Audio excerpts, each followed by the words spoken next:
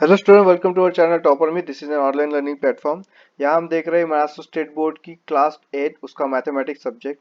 अब तक हमने क्या किया है कि इस चैप्टर जो 6 है उसका फर्स्ट जो लेक्चर उसको कंप्लीट किया है।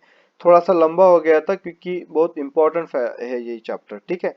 तो इसी तरह से अब जो नेक्स्ट है आने वाला है इसका, इसको हमने कवर किया था, जैसे कि आपको ये स्लाइड पे दिख रहा है, इसको हमने कवर किया था। और अब क्या करना है, प्रैक्टिस सेट 6.1 को हमको सॉल्व करना है। तो ये भी वीडियो थोड़ी लंबी हो सकती है क्योंकि 12 इसमें प्रॉब्लम्स है। तो सबके सॉल्यूशन आपको मिलने वाले हैं, बस इस चैनल के साथ बने रहिए, आपको इसी तरह के एजुकेशनल वीडियो मिलते रहेंगे। तो आइए देखते हैं इसको वन बाय वन करके। तो सबसे पहले जो है वो है इस तरह से, बहुत ही ये सिंपल है, इसको मैं सॉल्व करके दिखा देता हूँ आपको। अगर इस तरह से कुछ आता है और इसका फैक्टराइजेशन आपको बोलते हैं करने के लिए, तो आपको क्या करना पड़ेगा। सबसे पहले यहाँ पे जो है नंबर उसको लेना पड़ेगा। तो यहाँ पे कुछ भी नहीं है, इसका मतलब यहाँ पे 1 है। और वो जो लास्ट वाला है इसके साथ मल्टीप्लाई करना पड़ेगा।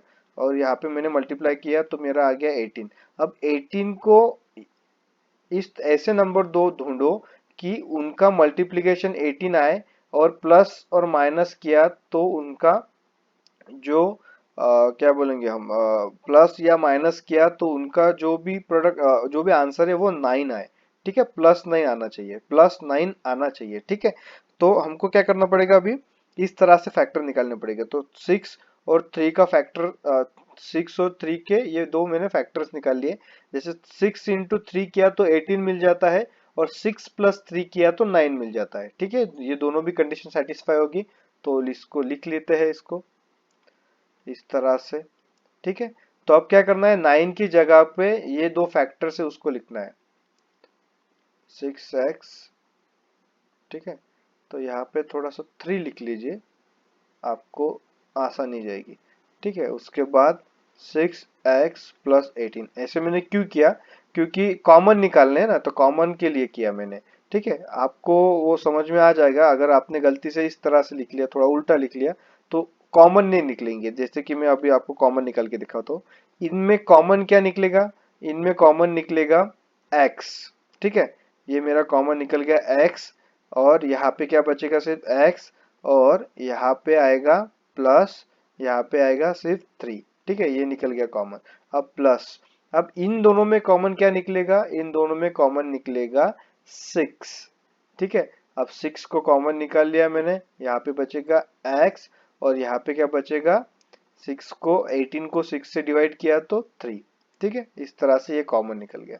तो इसके बारे में बोल रहा था मैं, कॉमन निकालने के लिए वो आपको आसानी जाएगी। इस तरह से आप इस तरह से लिख लीजिए, 3 और 3x और 6x।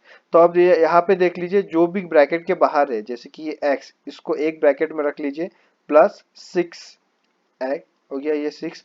और जो ब्रैकेट वाला है उनको एक में लिख लीजिए, कॉमन वाला। हो गया आपका ये प्रॉब्लम सॉल्व। ये आगे आपके फैक्टर्स, ठीक है, इसको फैक्टर बोलेंगे हम। इक्वेशन के जो जो सॉरी, इक्वेशन नहीं है, ये एक्सप्रेशन है। एक्सप्रेशन के फैक्टर्स हो गए। इक्वेशन और एक्सप्रेशन में आपको फर्क तो समझ में आता होगा ना। जैसे ही इस, अगर ये एक्सप्रेशन है, इसको अगर इक्वल्स टू का साइन लगता है, तो और यहाँ पे कुछ नंबर हो या फिर जीरो हो, तो ये बन जाता है इक्वेशन। तो फिलहाल ऐसा कुछ नहीं है, तो ये क्या है, सिंपल एक अलजेब्रिक एक्सप्रेशन है। आइए बढ़ते हैं नेक्स्ट। नेक्स्ट में आपको फिर से उसी तरह से ही करना है। यहाँ पे 1 है, और इंटू 9, मतलब ये आ गया 9। और 9 को इस तरह से लिखिए कि उनकी जो एडिशन या सब्सट्रैक्शन है वो -10 आए, है ना। इस तरह से तो हम क्या करेंगे, -1 -9, -9 -1 को अगर हम करें तो क्या आता है, -10 आता है। और इन दोनों का मल्टीप्लिकेशन किए तो क्या आता है, +9 आता है, ठीक है। इसी तरह से यहाँ पे लिखना है अभी। मैं यहाँ पे लिख देता हूँ x² माइनस, अब क्या कीजिए, माइनस, अब इस जो 10 है उस 10 को इस तरह से लिखिए, ठीक है। 1x लिखिए, नहीं तो सिर्फ x लिखिए, कोई बात नहीं। हाँ, सिंपल एक ही है वो, ठीक है। और ये आ गया आपका 9x, उसके बाद 9, ठीक है। अब इसमें से आप कॉमन निकाल लीजिए। कॉमन क्या है, x है। यहाँ पे x बचेगा, और यहाँ पे क्या बचेगा, -1, ठीक है। उसी तरह से यहाँ पे कॉमन निकालना है आपको। क्या निकलेगा यहाँ से कॉमन, -9 को अगर मैंने कॉमन निकाला तो x, ठीक है। और -1, ठीक है। -1 क्यों, -9 एंड -1, -9 इंटू -1 किया तो +9 आएगा, ठीक है, माइनस माइनस का प्लस हो जाता है ना, इस तरह से। अब इसको, ये x है, -9 इसको एक ब्रैकेट में लिख लिया, और जो ब्रैकेट में है ऑलरेडी उसको एक ब्रैकेट में लिख लिया, ठीक है। ये आ गया आपके फैक्टर्स, इतना सिंपल है। अब नेक्स्ट वाला देखते हैं।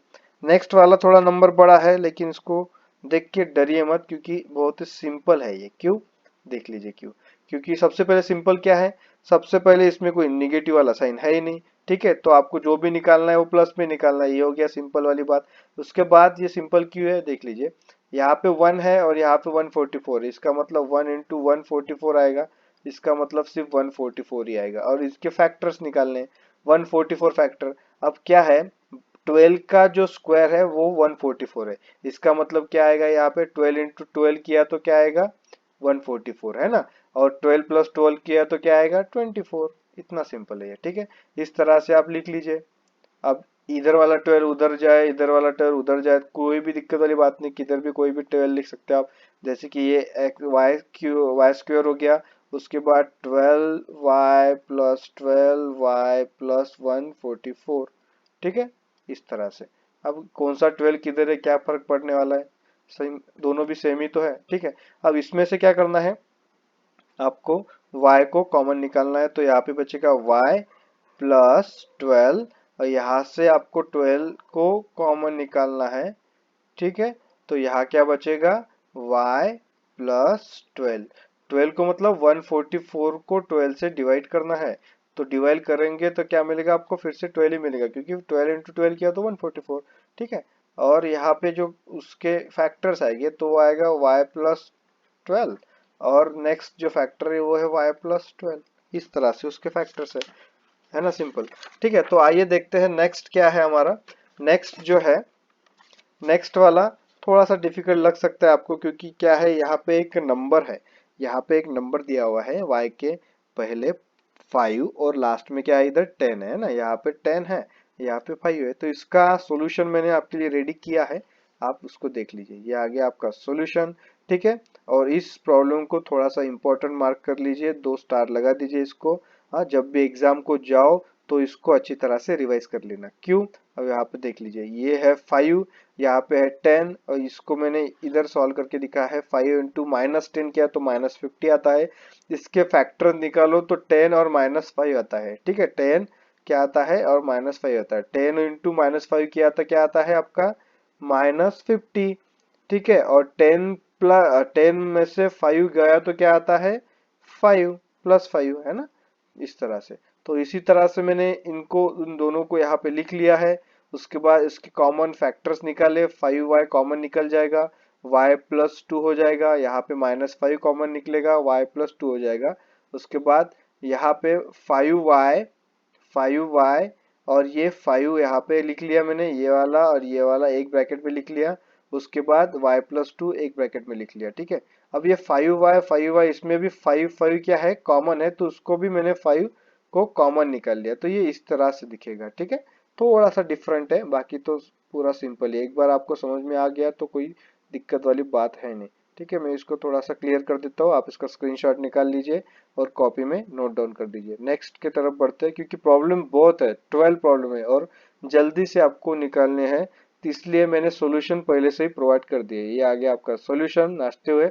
तो ये आप क्या कीजिए, इसको मल्टीप्लाई करके ये आपको मिल गया, यहाँ पे मैंने रफ वर्क भी कर दिया। ये है ना, ये रफ वाला वर्क होता है, ये आपको एग्जाम में लिखना नहीं होता है, ठीक है।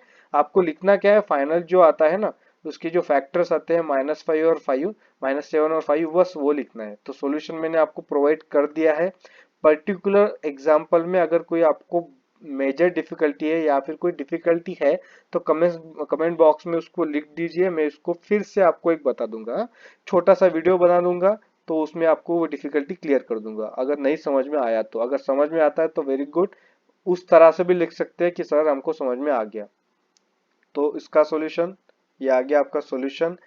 उसको टाइम दे रहा हूँ मैं, स्क्रीनशॉट निकाल लीजिए, उसको अच्छी तरह से लिख लीजिए, स्टेप बाय स्टेप मैंने करके दिखाया है, ठीक है। टाइम ज्यादा लगता है क्योंकि 12 प्रॉब्लम है, इसलिए मैंने इसको पहले से ही सॉल्व करके रखा है। किस तरह से सॉल्व किया मैंने पूरी मेथड आपको दे दी है, ठीक है। उसके ये देख लीजिए, यहाँ पे रफ वर्क भी दे दिया है, वो कैसे आया, फैक्टर्स कैसे पुट किए, बाकी तो सिंपल है, ठीक है।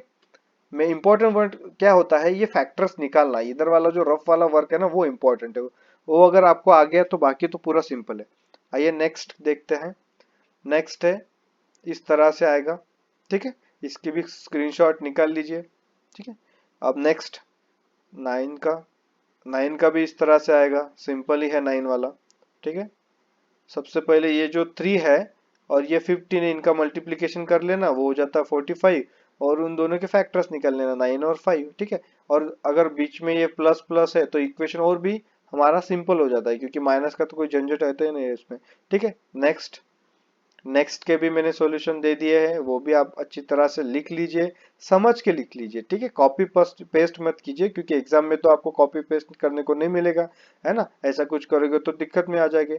तो इसको समझ लीजिए और इसको आप अच्छी तरह से लिख लीजिए स्टेप बाय स्टेप। और क्या कीजिए, कॉपी को बंद करके इसको फिर से दूसरी बुक में इसको सॉल्व करके देखिए। बस यही मेथड होता है मैथमेटिक्स के लिए, बाकी कोई नहीं होता। अब ये येलो वाला पोर्शन क्या है, तो इस तरह से पता चल जाएगा, ठीक है। जो येलो वाला पोर्शन है वो इम्पोर्टेंट है, मतलब वहां पे जो मैंने फर्स्ट वीडियो में, इससे पहले जो वीडियो आई थी उसमें जो 2 वाला एक कुछ तो भी मैंने कॉमन निकाला था, सिमिलर प्रॉब्लम है, ये सिमिलर है।